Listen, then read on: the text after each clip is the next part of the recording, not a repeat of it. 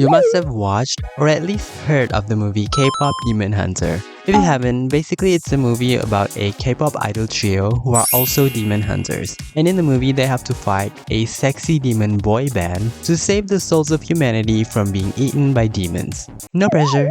My name is Kian, and today I'm going to draw some of my favorite idols as demon hunters. The first idol I'm turning into a demon hunter is Mina from Twice. For me, Twice is the quintessential K-pop group. They're the K-popiest K-pop group there is. If I ever had to show aliens what K-pop is, I'd just show them Twice. I don't know why you guys were hating on Wani. She was saying straight up facts like, oh yeah, and Twice was literally in the movie. Honestly, I'm so happy they've been getting more Western recognition this past few years. They've always been huge there, but lately they've been popping off. Obviously, there was the collab with Megan Thee Stallion, and again they were in the movie, and they recently did a collab with Saweetie. I'm just excited to see where the girls go next. Haters always say, Twice is falling off, Twice is falling off, but time and time again, they prove them wrong. I chose to draw Mina because she's one of my favorites, the other being Momo. I love her aura. She's known for her elegant charm, and that makes her stand out even though she's more low energy. That introvertedness really draws people in, and I really love her for that. I also adore her soft voice. It's so unique and distinct, and her parts in their songs are almost always my favorite. Some people say her voice is nasally. I don't know, but I love her voice so much. Slight tangent, this video was supposed to come out 2 weeks ago, but I put it off because, well, the whole point of this video is to draw them as demon hunters, and all I did in this video was draw them and give them weapons, because at first I wanted to design a whole new outfit for them, but then I thought I wanted to make them recognizable, so that's why I decided to draw them in like an outfit from an era. But in the final drawing, it just looks like a regular fan art of them, except they're holding a weapon. I spent the whole week drawing and scripting, only to scrap this whole video. But yesterday I decided that I didn't want to let my work go to waste, so I should just do this video. Sorry for the tangent, but I thought I should at least mention it. Anyways, for Mina, I chose to draw her from the fancy era. The main reason for this choice is the ponytail. Mina has had mostly similar-ish hairstyles throughout the years, so this ponytail really stood out from the rest. The Huntrix girls have really dramatic hairstyles, so I made the ponytail longer to match the vibe. As for the outfit, I went with the black asymmetrical dress from the music video. I tweaked it a bit so I didn't copy it exactly. I made the boots longer and repeated the ladder detail from the dress on the boots to sort of tie the whole look together. I kept the colors close to the reference, which I guess is a little boring because it's mostly black. The characters in the movie are so vibrant and colorful, but again, I wanted her to be recognizable, so I didn't change the colors too much. I drew her in 3 poses, 2 choreo poses and 1 fighting pose to show off her weapon. I decided to give her a Wolverine style claw. I don't really know the lore of Wolverine, but I know he can like pop claws out of his hands. I'm not sure if they come from inside his skin or from a glove, but I made Mina's claws come out of her gloves. The main inspiration for this weapon was the hand pose in the choreo. I just swapped the 2 fingers for claws. Though I feel like this pose might be kinda impractical for fighting. You know, the thumb sticks out, so you don't really get a solid grip, right? I don't know. I'm happy to see that Twice is still going strong, even after 10 years in the industry. They are one of the few 3rd gen girl groups who are still active. When Cherry Bullet disbanded, I was like, oh god, now 4th gen girl groups are gonna start disbanding too. I can't take this. Anyways, here is Mina as a demon hunter. I think she looks so cool here, but let me know what you guys think. Second idol that I chose was Yerin from GFriend. GFriend was my gateway to K-pop. I found them through a Time for the Moon Night AMV, which I cannot find anymore. I'm guessing the creator took it down. They disbanded in 2021, but recently came back for the 10th year anniversary of their debut with Season of Memories. GFriend was known for their scarily precise synchronization. They were even dubbed the Queen of Synchronization. Nowadays, I don't really see anyone throwing that title to any groups. And I think GFriend was the reason for that. They set the standard so high that now it's just expected for groups to have perfect synchronization. I love GFriend's songs. They're the only group where I genuinely love almost all songs in their discography. There's only a few songs of them that I would consider misses. I also enjoy watching their variety shows. GFriend Memoria kept me sane during the lockdown era, and I wish that they had brought it back for their recent comeback, but seeing them together again was more than enough. I chose to draw Yerin because I love her personality. She has this bubbly and warm energy. Her nickname was Ginseng, which is like this root that's supposed to give you energy. And Yerin does give us energy. She's like a ball of sunshine. Nowadays, if a female idol is even a little bit energetic, she would be called a pygmy. She could just be drinking water and get death threats. I swear to God, 6th gen idols are gonna be lobotomized zombies who are still in middle school. But I digress. I chose to draw Yerin from her solo debut era, which was Arya. I could have picked a GFriend era, but I chose her solo era because it was really the last time that I was really into K-pop. It was quite nostalgic for me. It was the last time that I, do all the things like stream the album and the MV, vote for the music show.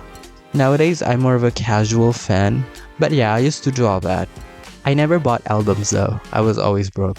This song was low-key a diss track. If you look at the lyrics, she talks about breaking out of a shell or leading her own path and doing what she wants, which I don't know if it was intentional, but I kind of see it as a sly jab at her previous company because after the disbandment, she got to do acting, YouTube, and host shows, stuff she wanted to do before, but her old company didn't let her. Listen, I don't know if she intended it to be a diss track, but I choose to interpret it like that. Anyways, I drew her in this yellow dress that she wore in the music video. I didn't make any major changes to the dress itself, but I did draw a completely different hairstyle and gave her a big ass bow. Again, to match the dramatic hairstyles in the movie. I guess my version of dramatic is just making the hair longer, but hey, at least it's something. I gave her a rose sword as her weapon, mainly because flowers was a main theme of the music video. The song was released in spring. And I drew her doing the Ariaria, Ariaria, that part. I, as a buddy, was obviously thrilled to hear that GFriend was coming back for their anniversary.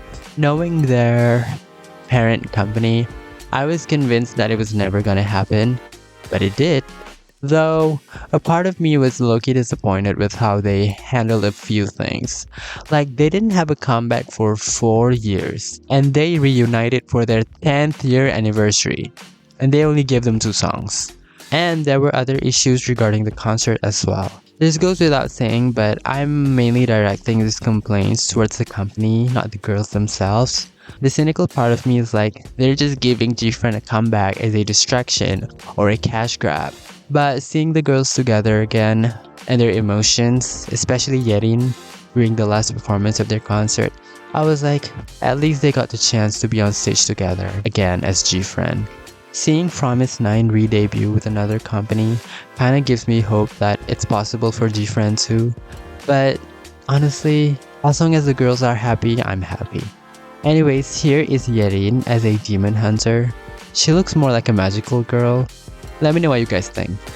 The last idol, I'm going to turn into a demon.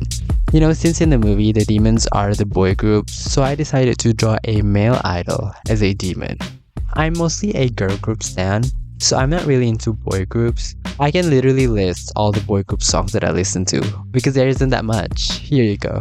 Even though I'm not into boy groups, I'm into boys, so I do like to look at them. And our specimen today is none other than Mingyu from 17. Out of all the male idols, I would say he's my favorite.